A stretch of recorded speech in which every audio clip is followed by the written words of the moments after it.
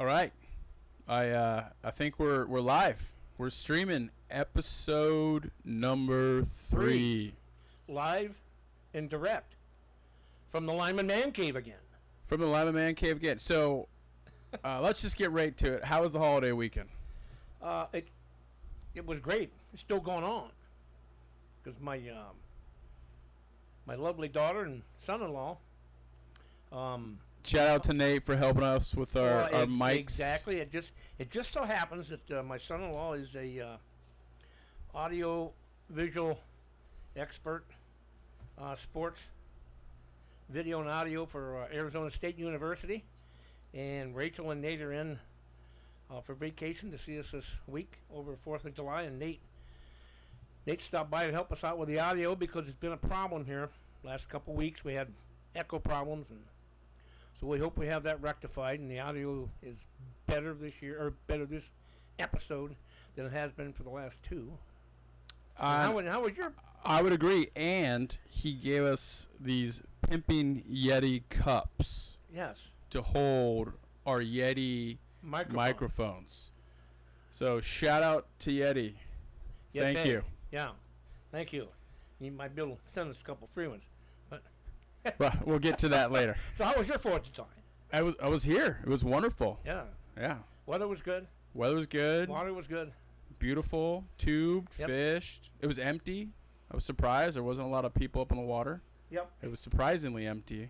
Yep. So, thanks a lot, Nate. And then also want to, the last episode we had was a Thursday night before the 2nd annual cruise-in at Marblehead Estates. And, man, what a success that was this year. And we just want to shout out a special thanks to Marblehead Estates for sponsoring the 2nd cruise-in. And they've already graciously granted us permission for a 3rd annual. And I believe it's going to be about the same weekend next year. Chris Bunzy will have details on that to come. And a special thanks to Chris Bunzy and Courtney from Marblehead Estates for ramrodding this, and Chris's Lyman buddies for helping out with all the dockage. And of course, we can't forget Chris Hammond, who just had an extraordinary program. He had 27 people reserved for his lecture, live demonstration marine engine. It was just a fantastic program, and I just want to say that we are going to expound on that next year, since we have video capabilities now. We're going to start next year, and I will be doing the history of the Lyman Boatworks PowerPoint, starting off at 11, and then the second program will be the tooling of Lyman, and Pat Dietrich of Sandusky Bay Marine Restoration will be helping me on that, and it will be a question and answer for all the Lyman owners as far as how the boats were built, how they should be restored correctly. And then following that at 1 and 1:30 will be Chris Hammond doing another live engine demonstration. Again, next year, June, I believe it's the 3rd weekend in June, tentative, the 3rd annual cruise-in at Marblehead Estates. Andy, what are we going to talk about tonight? Well, I'd still like to stay on this topic because I miss the cruise-in. And I don't know. So how many boats showed up? I believe Chris said there was 29, 30 hulls. Wow.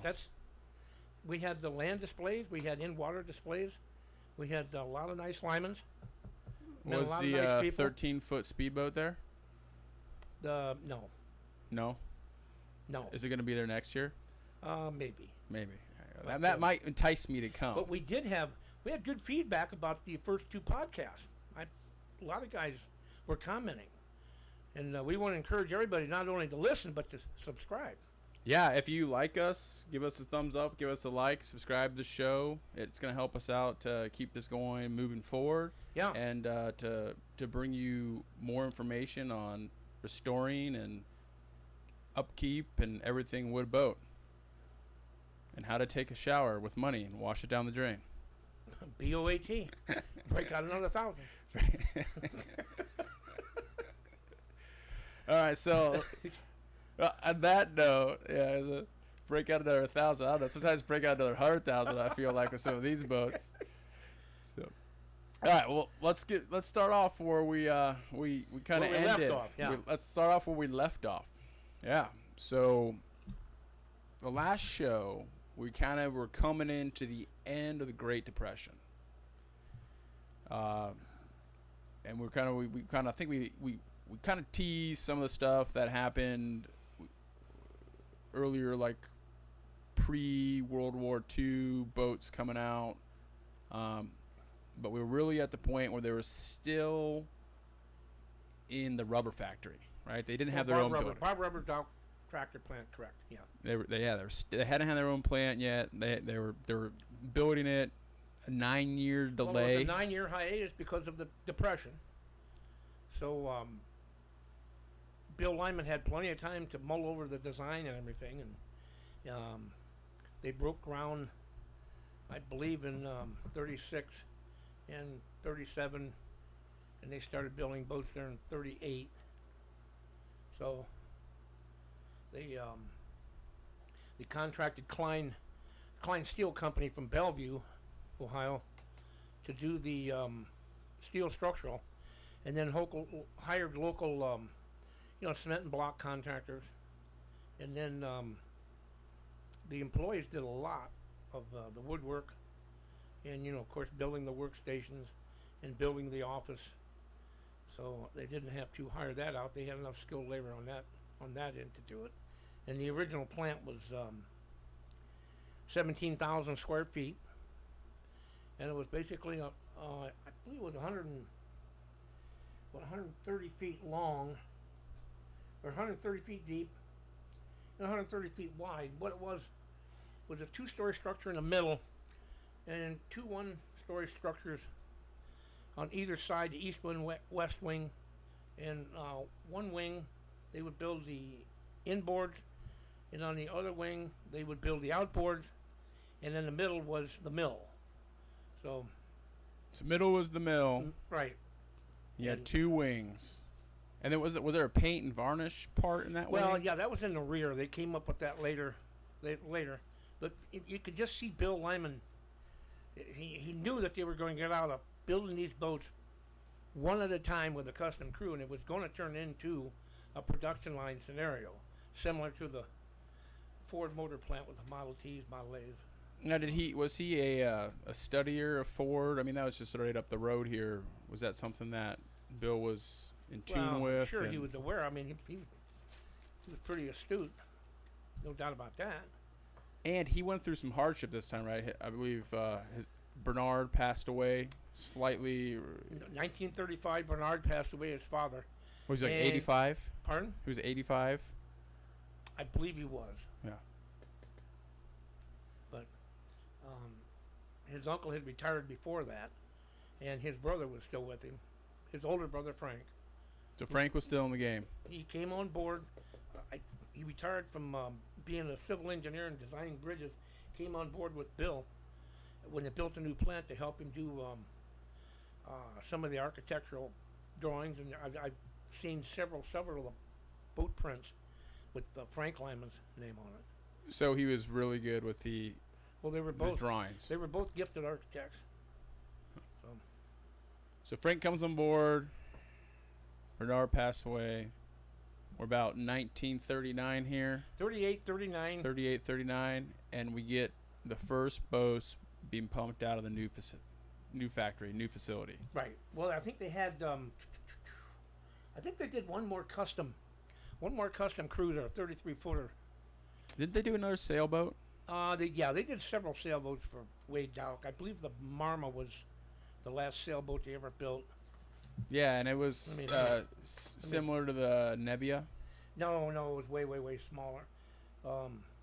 It was the Marima. I'm sorry, that was in July 1938.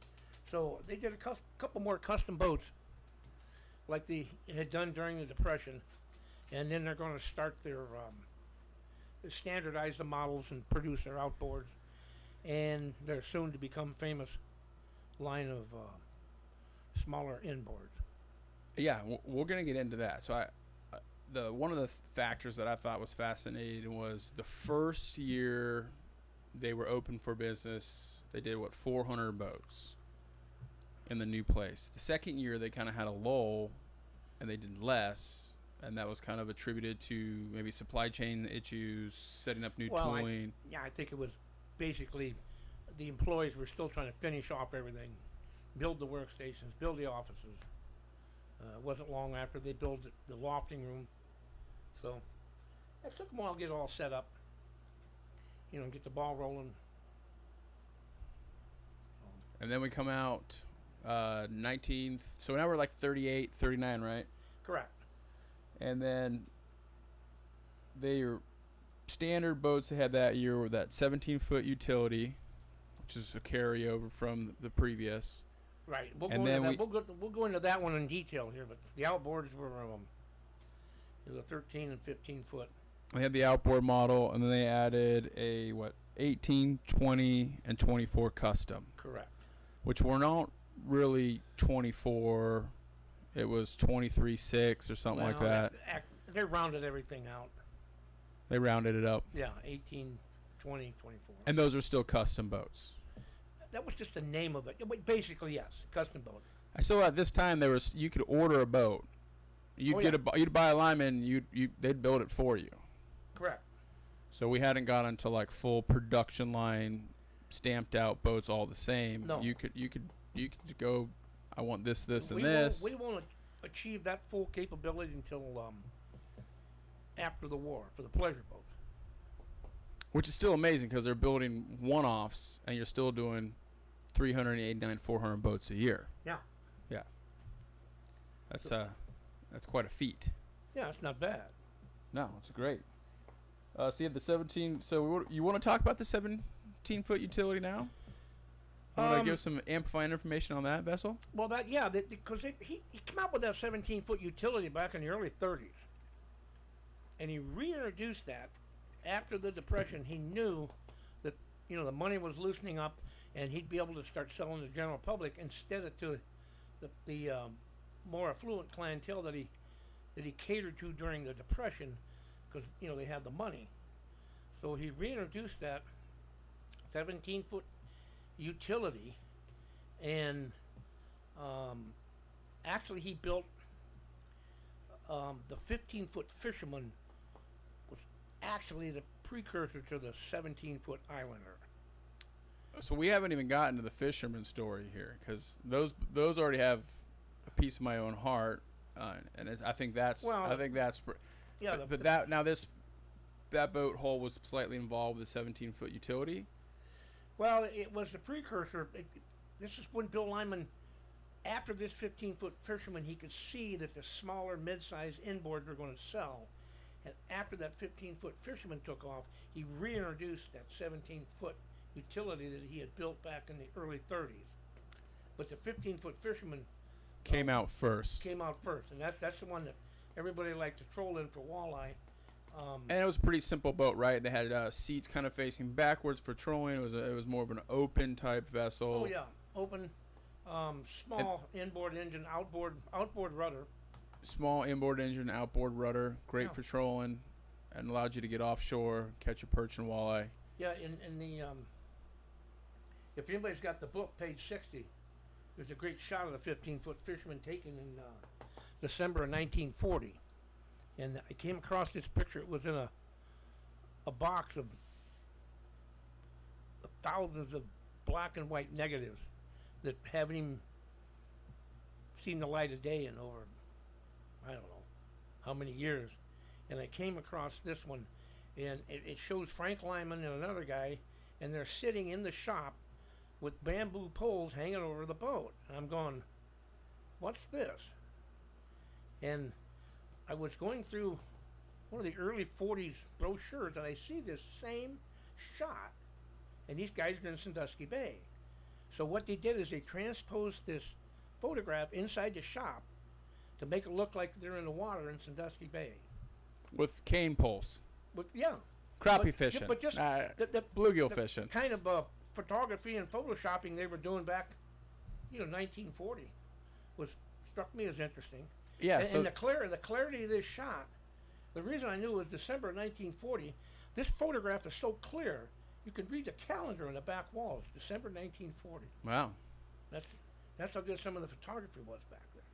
That was black and white, but anyhow, this was he would soon expand on this, bring back his 70-foot utility, and create 17-foot Islander, which again had an outboard rudder, small 22-horse Gray Sea Scout, and this would lead eventually in 1945, 46, right after the war, 46, to the 18-foot Islander, and that would be the most produced inboard Lyman ever built. I believe the hall record showed slightly over 3,300. So full circle. We started out building a little rowboat so we can go out and catch more fish. Right. To custom boats to keep the company floating and everything else. Then he comes out with this 15-foot angler. Fisherman. Takes off and then becomes the precursor for one of the most successful boats that Lyman Boat ever built. Most successful inboard, correct. So I think fishing is the the stick here. We are on Lake Erie. we are on Lake Erie. And so the right there. Right there, and the walleye gators are in abundance. Yeah, the walleye are in abundance. Everything's in abundance out here. It's fantastic fishery, and I just find it amazing that even in this whole history of the boating, that getting out on the water to enjoy fishing is still a main driver, even today. Yep, for sure. Now, have you ever fished out of a Lyman boat? Yeah, a little bit. Just a little bit? A little bit. Not too much, though. No. Yeah, we used to fish. Used to troll a lot off of Ruggles Beach in my dad's 16-foot line. So not too far off from the 15-foot. Well, it's 16-foot, a newer hull style, post-war. Post-war style. And it's an outboard. Oh, it was an outboard. Yep. So we got the Islander with the anglers, and one of the other things I noted when we're kind of going through there was they started transitioning away from the weathered tarp roof at this point in time too, correct? Yeah, they started, introduced an actual hard top. A hard top. Right. And so what was that like? How did that kind of come about? Well, I mean, the bigger boat, you've got to have more than a convertible top, like the 24-foot Custom. Those boats had the hard top with sliding hatch, to where you could open it but close it during inclement weather. Was that the sliding hatch on the top? Correct. So you can go out and like steer and look over the front of it. Right. And they were open on the sides and then introduced, sliding glass, so they could, close the side windows as well as the top. And now, did they have a glass shop in the new facility? No, they would subcontract all that. So that was just coming in. So was building windshields and glass for them. Yeah. But he was, and he also he ran in a he had a lot of friends, notable friends. What's the term I want to use? Influential. There's the term. Influential friends. Wade Dowk being one of them. Of course, he was one of the city fathers that brought him over to Sandusky. But he was also good friends with William Miller, who started the Miller Boat Line. That's still in business today, owned by the Market family. And he was very good friends with him and spent a lot of time over at Put in Bay. And he supplied Miller Ferry Line with a lot of. They also had a livery, and he supplied them with a lot of little rowboats, livery boats, and a lot of commuters that would carry six, 8 people to and from, other than the ferries. And we've got I think a real good picture that Bill Market supplied for the boat. I forget what chapter it's in, but It's back one. It's in three. it Yeah. shows some of the 24 footers. Yeah. It's a really cool picture. The Yeah. whole fleet lined up. Well, and they had, Yeah. and then they have. There's still a lot of those. And you got that from him, right?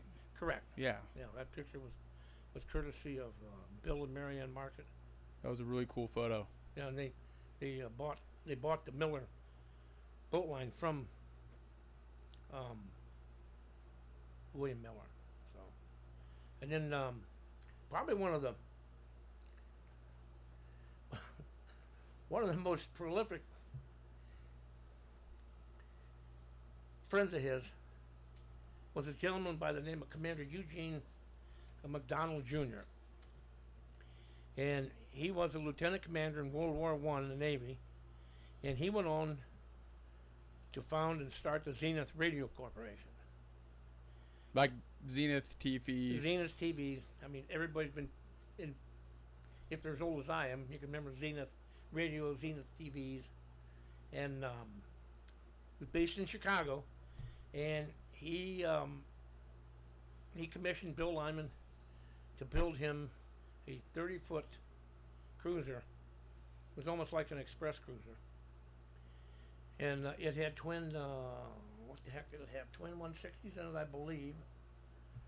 Was it 32 foot? 32 foot. Yeah, 32 foot. And it was his runabout. Yeah, actually, it was a yacht tender that he used. It was called the Little Mizpah, Mizpah, and it was a yacht tender that he used on his 185-foot diesel yacht called the Mizpah. And he commissioned Bill Lyman to build that for him.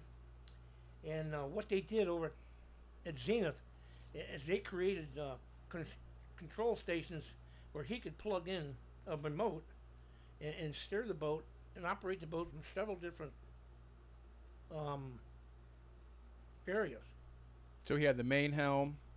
He could come out on deck if he was trolling, plug in. Right. And this is a new technology, emerging technology for the time. Well, yeah, we're talking 1940. So. And I believe he was also an avid fisherman, so if he was steering from the back deck, it was probably because he was trolling, whether it be in Florida or on the Great Lakes. He took that boat everywhere, correct? He did. He took it. He'd take it down to Florida in the winter through the intercoastal, through the barge channel, the intercoastal, and down to Florida. And used it all winter. So he brought the there. big boat with the tender down there.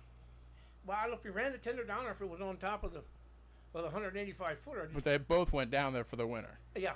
Yeah. Somehow, some way. Somehow, some way, they went down for the winter. Yeah. And then he was running around down in Florida, offshore fishing, I'm sure, having a great time. Now, years ago, I located this boat. It was in Traverse City, Michigan, and I'd heard about it, couldn't believe it, and they sent me pictures. And, I think it was Mark O'Donnell and Tom Kibler and I drove up to see this. And it was under a shed roof. Somebody had robbed every bit of hardware off of it. Engines were gone. There wasn't a piece of hardware left on it. But the boat was still intact. Wow. And it was a beast. I mean, it's 3/4 inch solid mahogany planking. It was. Yeah, didn't he specifically have it built heavier than a normal build because he wanted a very sturdy boat? I think your boat quotes some ridiculous weight on that boat. And then I was like, how the hell they cranked this thing onto the yacht? They had a pretty big crane. Well, yeah, I would think. I don't know if I've got the weight listed or not. I vaguely remember, I should have noted it. It was something stupid, like 13,000 pounds or something like that. Well, let's just see here. Oh, yeah. 13, yeah, that was pretty big for 30. 13,000 pounds, right? Yeah, I did. Look, yeah. I remembered. He had a big crane. Well, and then he had, was he straddling it with like a cradle, or was he had lifting eyes? How was he putting it on? No, a lot of those old boats like that, the twin skegs, had a flat part on them. And they would sit on the flat part of the skeg in the nose. Huh. And a huge. And a big cradle. Didn't need a cradle. Sit right on the deck on a bronze casting that came down under, and the skegs had a big wide, had its own cradle. Huh. Interesting. I've seen several older linemen's not quite that big, but with the same scenario. But you got to actually go see this boat. Yeah, I got to see it. Had it had the hardware, we might have salvaged it. Man, that'd have been a job from Jarvis City. But took a ton of pictures of it.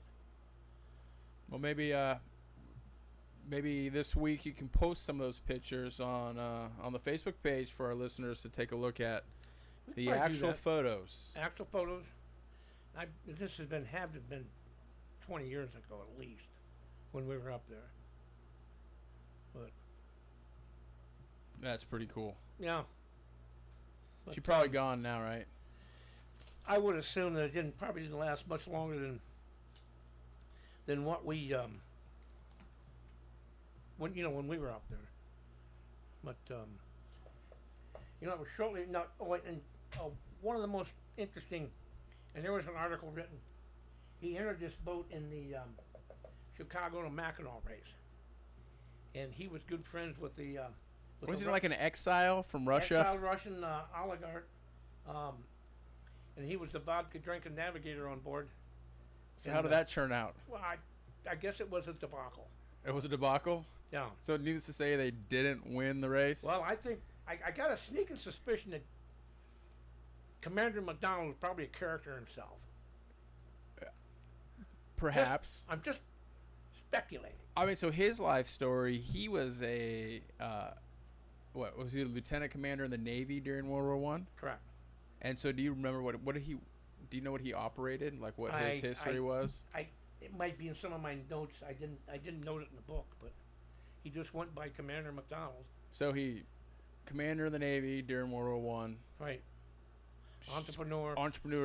Starts Zenith TV. Starts Zenith Radio TV. Yeah. Yeah, like pretty sharp guy. I would think. And also like to fish, go down to Florida, have a good time. You're stuck on this fishing. I'm stuck on the fishing tonight because I love these angler boats, and I think that's a really interesting story. Well, then you're gonna love this. You're gonna love this next boat. Well, what's the next boat we want to talk about? That's another boat that Commander McDonald commissioned Bill Lyman to build, and this is it was a little smaller, wasn't it? Yeah, 20 foot, and from 1950 to 1951, 1 year, Bill Lyman built 19 what I call the X model. And they were solid planked, heavy boats, narrow plank. And one of them he built for McDonald's, and they called it the Endion, Endin. And again, the engineers at Zenith rigged up remote controls where it could be operated, from all over the boat. And now this boat was small enough, 20 foot, where you could troll with it. But what he commissioned Bill Lyman to do was to come up with an electric motor that would operate off the transmission. They could get out to where they were going to fish, shut down the gas-powered engine, and I believe it was the 125 horse Chrysler Crown, and the electric motor would take over the transmission. They put the big motor in neutral, and then they could control that thing with the electric motor, slower speeds and quiet. Which is fascinating because this is the same technology that we're seeing being utilized again today. Maybe not with the transmission, but the advert of better electric motors, better batteries, and they were doing it in the 50s. Right. And you had all these giant lead acid batteries probably under the seat. Now you could have not even half that weight in lithiums and be able to troll all day long, and disengage your main motor and have it engage the shaft and electric and just troll around. I think that's kind of a neat idea that might need to be revisited by some of these boat builders out there. I don't know if you're building boats for trolling. It's kind of a neat. It's kind of a hybrid. He was a hybrid in the 50s. But the not a Prius, but it was a hybrid. But it was so unique that the whole team, they won an award Modern Design Award from Design News Magazine in 1951. And I've still got the original write-up on that. And then the letter going back and forth from Bill Lyman to... Do you have the actual magazine? oh, yeah. Really? Yeah, it shows all the components and how they... It's all displayed in the historical trailer. Oh. Yeah, framed and it's on the one wall. But Velcroed on the one wall? Yeah. And it was quite... That's quite the achievement, though. It is. I mean... Unique. It's a hybrid boat. Before its time. Yep. Get out there fast, troll slow, save your fuel. Yep. Big alternator probably was powering the batteries back as you're running. I would think. Yeah. That'd be the way I would do it. Well, I'm sure that's exactly what they did. But you know that the cruiser, the Mizpah, would be the last, the last big one he would build before the went into World War II production, which I think we're going to have to get into the next program, because we don't have. Yeah, we World War II production is there's a lot of stuff going on. Really? Yeah, I mean, you know better than I do. Well, yeah, it would be, world wars are never a blessing, but more of a curse than they're a blessing. But it would be a blessing to Lyman, because it would take him into the mass production technique that he would absolutely master after the war. Yeah, so I kind of like won't get to the numbers, but I did some calculations based on the time frame and some of the things they did, and got you how many boats they were putting out per hour, and it's quite remarkable. It's astounding.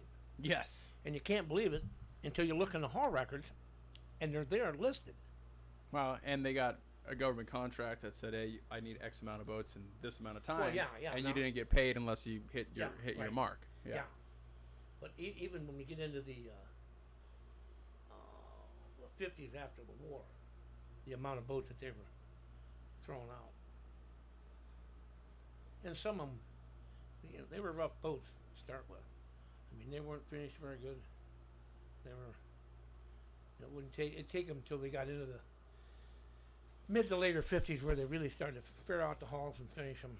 So you think there was, like a master craftsman type of boat pre-World War II, and then a production line boat that came out, and then it kind of went back to like fit and finish as they came. They were built basically like they were building the war boats, and it's not about the fit and finish; it's how fast you can get it out the door. So he kind of adopted a whole new a whole new company strategy.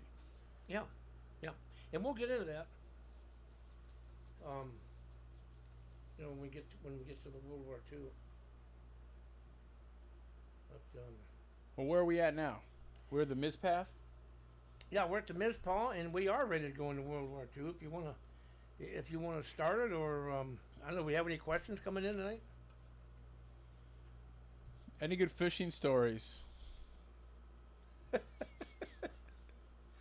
Anything with Alex, maybe? I don't know what that means. Well, not quite sure. Who's Alex? That would be my father. He did manage to... I've heard some good fishing stories. Well, he caught a lot of walleye. And a lot of big walleye. And we trolled the bottom.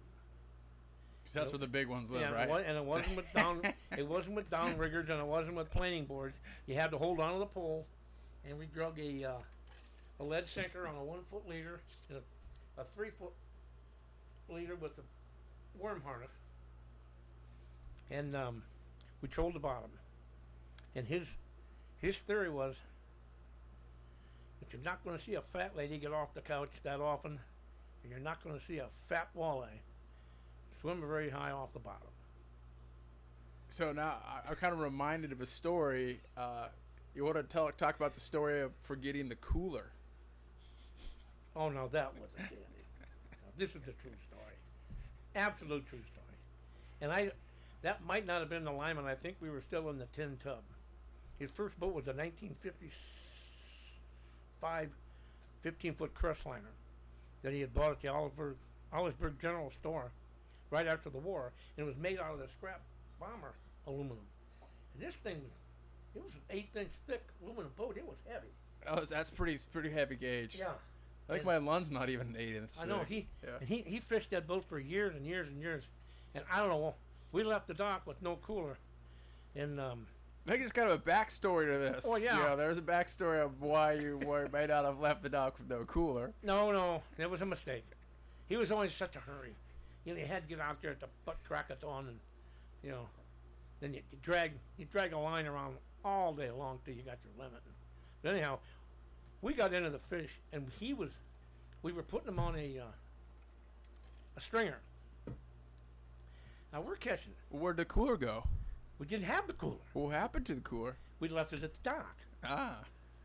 So, but next thing you know, we've got 8, 9, 4, 5 pound fish on this, and he could barely get the thing up and into the boat. And he hooks another 5, 6 pounder, and puts it on there, and it stabbed him. So he hooks it on there and threw the whole mess over and snapped the stringer. And away went the fish. So we jumped overboard with the boat still in gear. Who jumped overboard? My dad. He jumped overboard to get the fish. To get the fish. Boat still in gear. Was there a float on the stringer? No, they were kind of floating away there. He retrieved them, boat still in gear, and I'm sitting up front with Joe Nixon.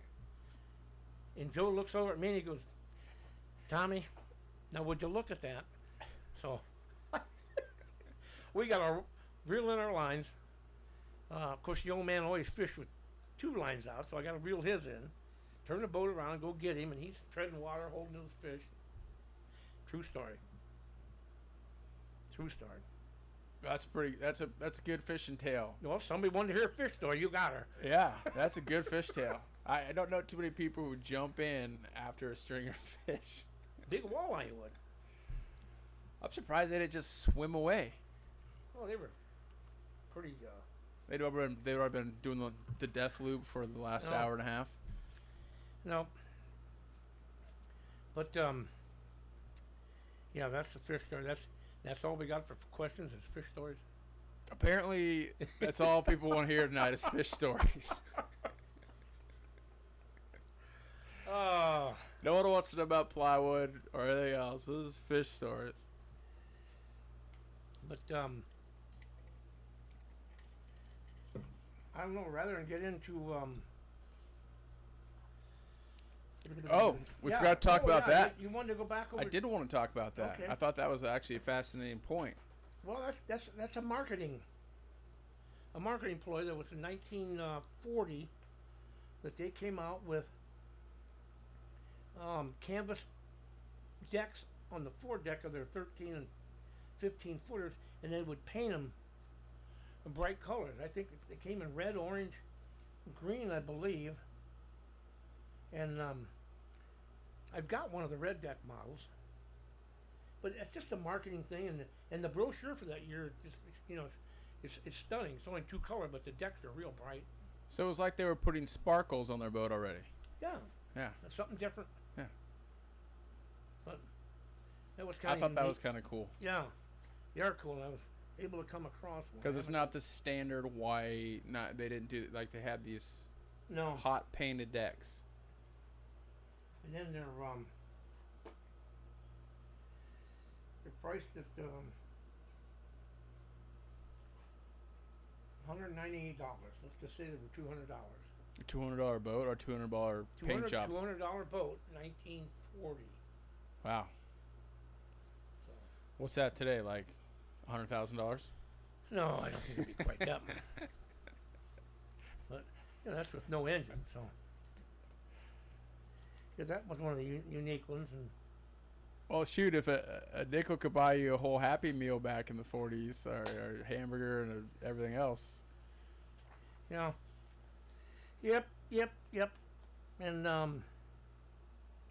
another interesting thing on the note was there was a railroad line right out front of the plant, so they had easy access to railroad delivering lumber and supplies and everything.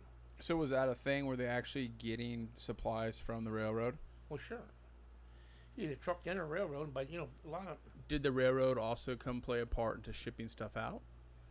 I'm sure it did. I'm sure it did. Well, I'd imagine if you had to. Probably not as much as the trucks that would come in and pick them up.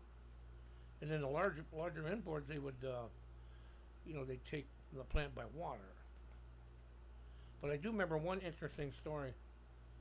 So either Tony or Jim Hyman was relaying to me that the boiler went out.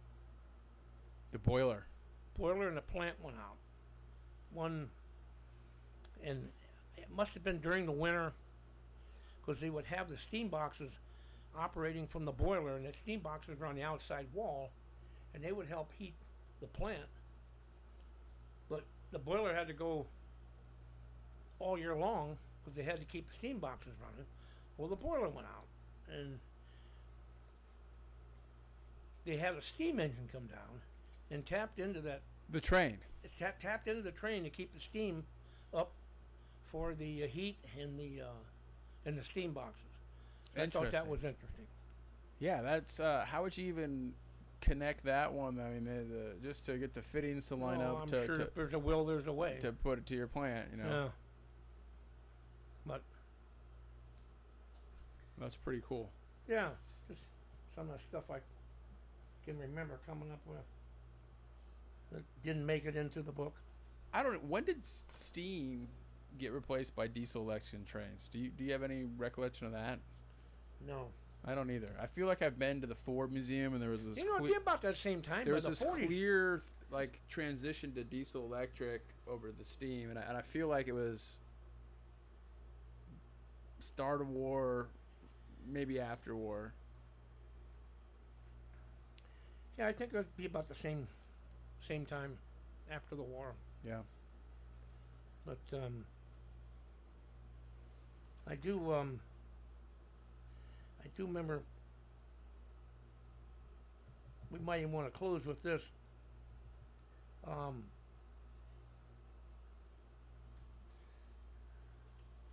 Now, have you gone to where the old factory used to be?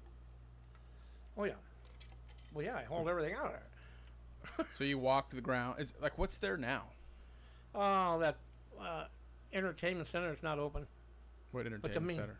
You mean Lyman Harbor or Bar Rubber? Lyman Harbor. Yeah, the main building's still there. It's still there. And there's nothing in it, or what's in there now? They haven't been open, I don't know, for the last couple of years. Is that long? Okay, I think I know what that is. Does it still say Lyman Boats on it? Yeah. All right. Well, there's Lyman Harbor out in the harbor. But it's at 1575 West First. I forget the address exactly. Yeah, the main building's still there. Just empty? No, I told you it's an entertainment center. It's not active. So they're entertaining nobody? Pretty much. not the entertainment center. What are you guys doing? I'm entertaining nobody. But, we should take a field trip down there. I don't think. Just see if we can open some doors and walk around, and film it, and then share the short video with the audience. No. No. No, I spent too much time in there. And buddy, it was dirty in there. Well, it's an entertainment center now. Maybe it's a little cleaner. I hope, because those jigs and fixtures were covered with 50, 60 years of dust and dirt. Maybe that's why it's not entertaining anybody right now. Could be. Could be. The cleaning bill is too big. Anyhow. But I interrupted you. You were talking about something you wanted to. Well, there was a, and I don't know if I got this out of a magazine article, but it was just such an interesting quote that Commander McDonald sent to Bill Lyman after he had. Is this the plaque that hang in his office? A plaque or probably a framed, but it's a quote. It's a quote by Arthur Ransom, and it states, houses are but badly built boats so firmly aground that you cannot think of moving them. The desire to build a house is the tired wish of a man content thenceforward with a single anchorage.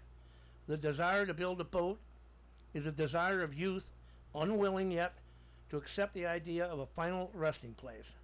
And then below the verse, MacDonald wrote to Bill Lyman, to my friend W.E. Lyman, the land to me is only something to tie a boat to. Your friend, Gene MacDonald. Now that's a quote. That's the quote of the week. That is a quote. You know, I think that's a good quote for all of our listeners to think about and then decide what kind of person you are. Are you a fixed point, or are you the person you're just going? And then there's a lot of them that gotta keep moving. You gotta keep moving. I mean, I know where I'm at. I mean, look how I'm living. I'm like a gypsy. So, if any listeners want to chime in on that one, for our next podcast, or maybe we could put a vote out. What kind of person are you? Are you building a fixed place? Or are you a boater? And I'll tell you what now. Richard came up with a unique idea this afternoon. He wants to have people send in pictures of the family Lyman, because everybody had a Lyman in the family. And we can share the photo on the podcast and maybe talk a little bit about whose boat, when and where, and how they used it. So. Wasn't there a gentleman who sang a Lyman song? I believe I was at a party at the Muck maybe 2 years ago, someone's birthday. You were there. Not that I always remember every time I go to the Muck. Pat Daly wrote one, and Alex Bevan wrote one. And I think he played there live. Yeah, Pat Shepard. It was Pat Shepard. Yeah. Yeah. I don't think he's written on it, but I think he does. He sings it. He definitely sings Pat Daly's, and I don't know if he sings Alex Bevan's or not. And Pat, if you're listening, and you did write a Lyman song, and I forgot, I'm sorry. Well, it was fantastic. It was fantastic. But I know there's two of them. Yeah, it was a very, very good entertainment, and he did a hell of a job. And I just thought that was really cool because how everyone had a Lyman boat in their family. Exactly, and his grandfather had one. Yeah. And he grew up on one. So. Awesome, good stuff. Yes, it is. But I grew up in Boston Whalers, so not quite growing up on a Lyman boat, but. Pretty rough. That's the penance of the West Coast, apparently. Yeah. The salt water chews everything up. Yes, sir. But I think that's just about all we have tonight, Andy. Yeah. Unless we want to, do we want to, are we pimping anybody else tonight or what? Besides Yeti? Yeti. Yeti? No, we're on just the Yeti. Yeah. Again, we'd like to thank Nate for getting the audio together. I hope it sounds good. Yeah, thanks, Nate. Yeah. Maybe Nate should just come in here and show himself on camera real quick. Say hello. Yeah. I mean, he's right next door. Yeah. I think he's close. But you might have to put a shirt on though. Has anybody? I don't think has anybody commented about the audio tonight? Yeah. And Edward says, "Sounding good, fellas. Thanks." Thanks, Edwards. Appreciate that. Yep. I think most of our listening audience might not have figured out how to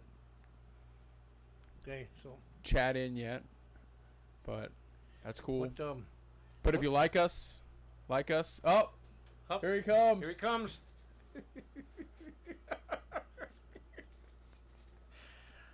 Thanks. Thank you, Nate. Thank you, Nate. What do we got for next week? Well, we got to figure that one out. Next week we might do a pre-recorded show, not a live show. Well, it'll be live on YouTube. It'll be live. We're just not going to do it Thursday night. And then I think maybe we have to push a date back for one day on Thursday because, it takes me 8 hours to drive back here, and I don't think I can make 8 o'clock. Well, we can do it on Friday night. Friday night, yeah. So, but we'll announce that. That'll be on Facebook, and we'll let all you listening on and know the next show times. Yeah. And keep those cards and letters coming. And stay tuned for World War II, because this is some and we have a lot of World War II history in this area, right? Oh yeah. Matthews Boatworks. Yeah. I mean, well, and you know, in the we have a lot of prominent people who even served in World War II who were from this area. well, for sure. It's a very active area. I believe John F. Kennedy's XO was from Sandusky. That's correct, and he was the one who came up with the idea of The coconut. the coconut.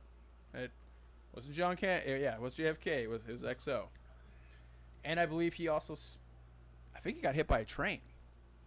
Wasn't that? That's no good. I think that's what happened. I think I actually got hit by a train in Sandusky. If memory serves me right from the story I heard down here at the museum. Well, that's a bummer. So, I will fact check that one and bring it check for that and bring it to the but next the World show. War II chapter is very, very interesting. Yeah, very interesting. It's exciting. Some good statistics about it's good stuff. Yeah. So, Well, Croc, thanks for all your knowledge tonight. well, Andy, thank you. And Where are we going after this? I don't know. Probably Cleese. Is it raining yet? It's not raining, so we're good to go. I'd have to. I'm kind of parched. I've been talking a lot.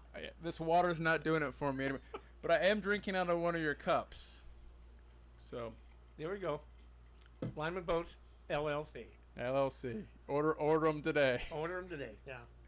Thank you, everybody. All right. Thanks, everybody. Please like us. Yep. Subscribe. Subscribe. We'll see you next week. Okay.